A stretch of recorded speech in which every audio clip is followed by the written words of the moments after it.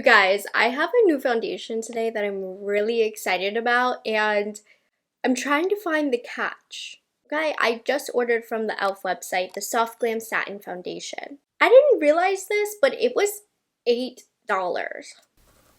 When's the last time you bought a foundation under $10? Those almost don't exist. I can think of two others. In this day and age, wow. Thank you, e.l.f. So then I was like, okay, is it a fluid ounce? It's a whole fluid ounce. 36 different shades in the range. Like, it's fishy, right? This is too good to be true.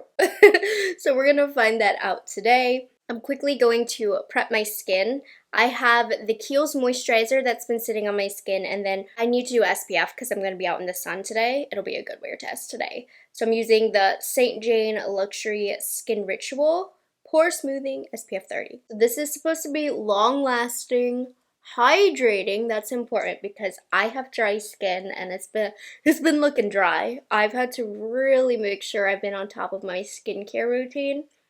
Hydrating liquid foundation that delivers just right medium buildable coverage with a satin finish.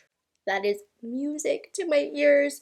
You guys, I mean, the glowy foundations, they've been fun. I've been having a lot of fun with them, but they emphasize pores. Like, it's almost refreshing to reach for a foundation that's not glowy, because then all of a sudden I'm reminded that my skin can look smooth. I've just gotten used to my pores being exposed to the glowy products. So I am so excited for medium buildable coverage with a satin finish. That's my bread and butter for a foundation right there. I like satin because it's not glowy, so it has less of a chance of emphasizing pores, but it's not matte, so it's going to dry out the skin. It's going to smooth the skin, but leave a little glow, hopefully, if it's a good satin foundation. Side note, I also picked this up from the e.l.f. website. You guys told me I was going to love it. It's the new e.l.f. Laminating Brow Gel. Come in for Rephr a little bit. Had to test this out. They also claim that she's breathable and won't look or feel cakey. Non-comedogenic, so that means it's not going to clog pores for my acne-prone girlies. I'm included in that.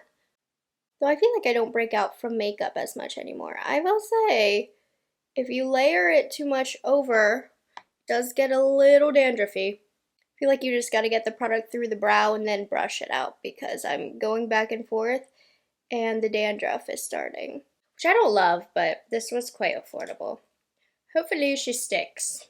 I'm gonna get to the foundation. Hold on. Let's see how she does. So I picked up the shade Light Neutral 21. It just comes in a nice little squeezy tube, nothing fancy, no frills here, but for $8, I don't have a single complaint. So I'm just gonna get a little bit on the back of my hand. It's not a watery or runny consistency, and I haven't worn this yet for some time, but I have put this on my skin already to film my short for this. And a little goes a long way. Look at how with just my finger, this is blending into the skin. It has a really easy blend, and that was just with a tiny bit of product. Let's actually get some real coverage here. And this doesn't get you to full coverage, but it really is quite buildable, way past medium. When I applied it for my short, I used a lot more product and I got like medium full coverage. It was quite impressive. But with just a little bit that I applied, I want to show you that you can get a lighter coverage, and I'm going to build on that. But let me put some here. Oh, by the way, I'm using the IT Cosmetics number 7 brush, which I just think is phenomenal. So I'm going to do a strategic light layer on this side, though. What I just put down was not light on my forehead. But do you see how easily this is blending into the skin? I'm using a brush and it's not fighting the brush at all. It's not giving me any streaks. Look at that one layer. So I said I have dry skin. One thing I've noticed with this is I do feel like you gotta prep your skin. On a dry day, especially if you apply a thicker layer of this, I think it can emphasize dryness. It's not unflattering over a dryness, but I wouldn't call it flattering. It's not going to cure your dry skin. Very foundations do, but some do. This one isn't going to cure it for you. You gotta be proactive in that, but it's not acting funny with my SPF, which is great, and it has a very skin-like natural finish, and it's a true satin finish. This is with a light layer. Look at the shade match. I feel on top of the world because I did this online, this shade match. But yeah, you guys, this is a light coverage for the layer I did. Let's get a little bit more coverage on this side so that you can see. So I'm just gonna pat this on, and look at how easily this just pats into the skin. So a reason that you can get a good amount of coverage with this is because of how easily it works into the skin. You just lay down a lot of product and press it in, and it looks really smooth. It doesn't look caked up. Get some on my nose. Now, foundations typically have a little bit of difficulty sticking to my nose. Let's see how this one does. But it's not a huge knock if it doesn't, because really good foundations sometimes struggle. It's not doing bad on the nose, y'all. I mean, my nose got a lot going on right now. I don't want to talk about it, but we've had some flaking issues for some reason on the nose. Anybody know what I can do about that? You know, I can talk all day about makeup, but when it comes to skincare, I'm not giving nobody advice.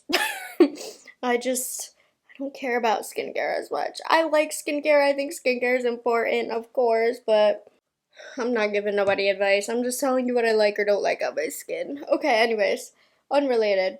Gonna build up an extra layer on my cheeks to get rid of the redness even more. So here's how it's sitting on my skin. I think it's sitting really nice. I do see a little bit of dryness right here. These studio lights. When I first applied this for my short, I was not in front of studio lights, and I thought it looked amazing. It doesn't look as amazing on studio lights, so don't do your makeup in front of studio lights. But it still looks really, really nice. I feel like I need to exfoliate my skin is what I need to do. It's not dry skin unfriendly, but you gotta do your part here. True satin finish. It does feel quite lightweight. I think all of the claims that they said are very true to this foundation, which is fantastic. We're just gonna give this some time to settle into the skin. I'm gonna finish the rest of the makeup.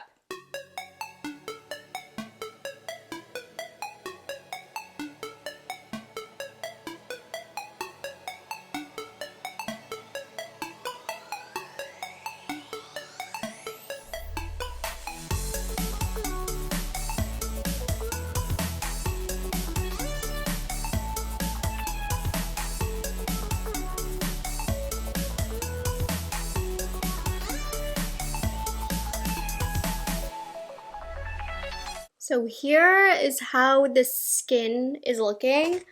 All in all, I think it looks really nice. It's not like a game-changing, my #1 favorite foundation of finish.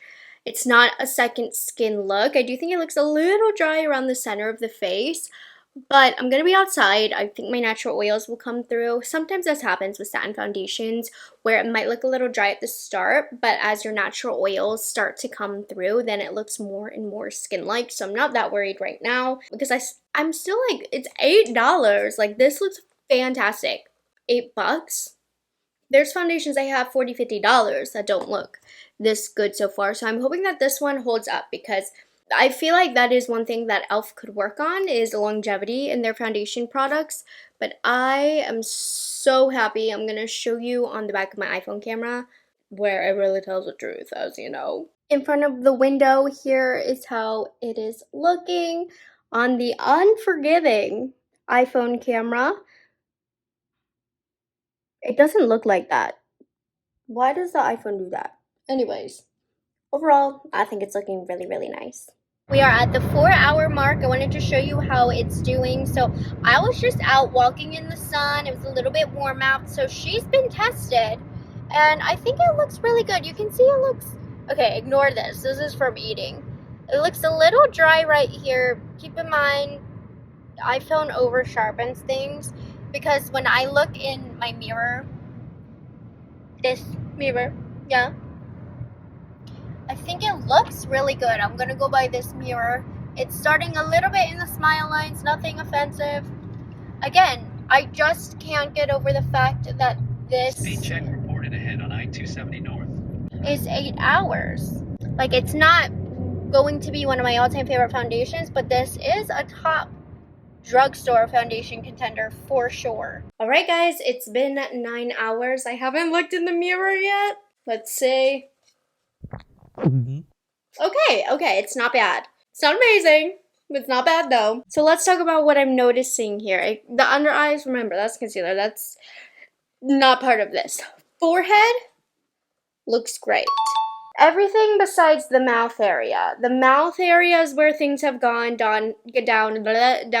That happens. This, I ate a messy, deliciously messy bagel for lunch. So we'll ignore that. It didn't really travel into the smile lines. Like, normally I'll get something here, but normally it goes into both. It didn't go into any. That's really good. It's just breaking up a bit, looking a little cakey right here, but that's pretty common for most foundations. Like, the outskirts of the face look nice. I will say it doesn't set down, so my face has felt not sticky, but a little tacky. That can probably be aided with powder. Like, I didn't put any powder over here, but I mean, I was out and about. I was out in the sun today. I was hot. I was doing some things. A little bit of breaking up on the nose as I'm looking, but very, very minimal. Overall, I'm not mad at this. Is this going down as a long wear favorite foundation of mine? No, I have other foundations that will stand the test of time a bit better, but I would not be embarrassed to wear this all day. It's just not perfect. And the best part about it is it's only $8. So for $8, I don't know a lot of foundations that can look like this, that can hold up like this. I'm liking it. Overall though, you guys, I of course will be needing to test this foundation some more, so make sure you stay subscribed to my channel, or subscribe if you haven't already. This will be featured in an upcoming speed reviews. You will absolutely be hearing about this as I continue to use it more. Luckily, normally my first impression stays pretty true. There of course are exceptions, but I'm feeling good about this. I think if you have oily skin, you might really like this. I have dry skin. It was not bad on dry skin at all. Just prep the skin. This isn't gonna do the prep for you. Pair it with the right products, and I think you'll be golden. I think e.l.f. did a good job with this. I'm thinking about their other foundations. I think this feels lighter than both of the camo foundations. I don't know that it's better. I'm gonna have to do it side by side to see wear time and all that, but it's more lightweight than the CC creams on my skin.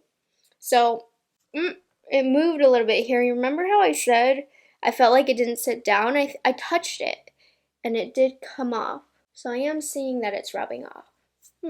Anyways, I hope you guys found this review helpful. If you've tried this foundation out, comment down below your skin type and how it wore on you. I would love to hear it. Are we in the same boat here?